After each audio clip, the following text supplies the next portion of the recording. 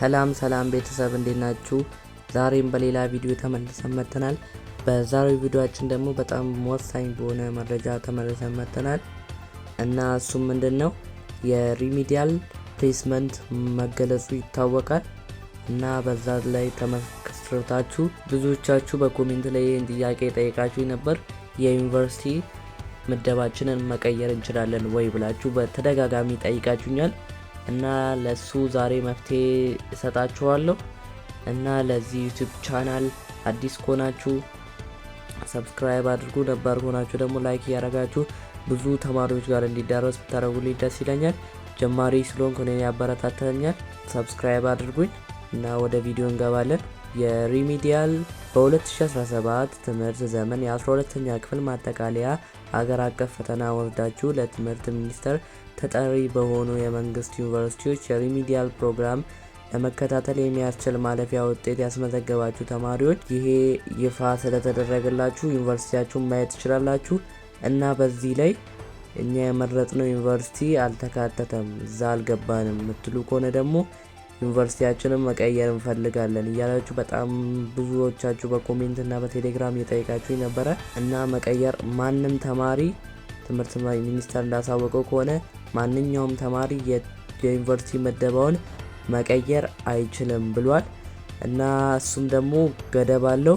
አዎንታዊ ድጋፍ ከሚፈልጉ ተማሪዎች ውጪ ማንኛውም ተማሪ የዩኒቨርሲቲ ቅየራ ማካሄድ አይችልም ብሏል።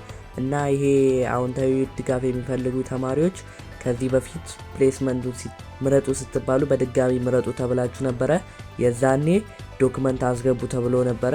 የዛኔ ያስገቡትን ዶክመንት በዛ ላይ ተመርኩዘው ይሰሩላቸዋል ማለት ነው።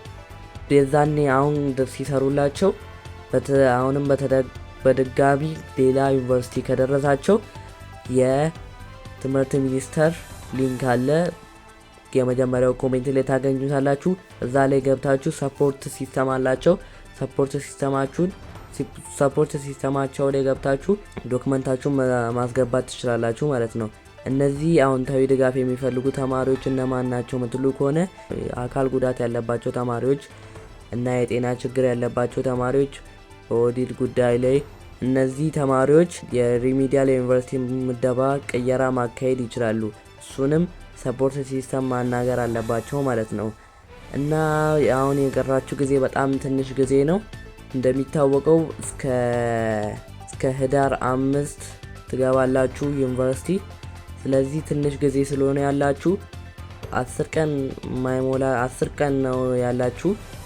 በዚህ ውስጥ መዘጋጀት ትችላላችሁ ማለት ነው።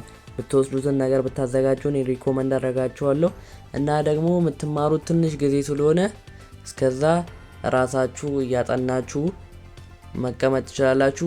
ሞጁል የምትፈልጉ ከሆነ ደግሞ እዚህ ከላይ በምትመለከቱት ቪዲዮ ሰርቼላችሁ ነበረ። እዛ ላይ ገብታችሁ ማየት ትችላላችሁ። ኮርስ አውትላይን እና ሞጁል ማግኘት ትችላላችሁ ማለት ነው።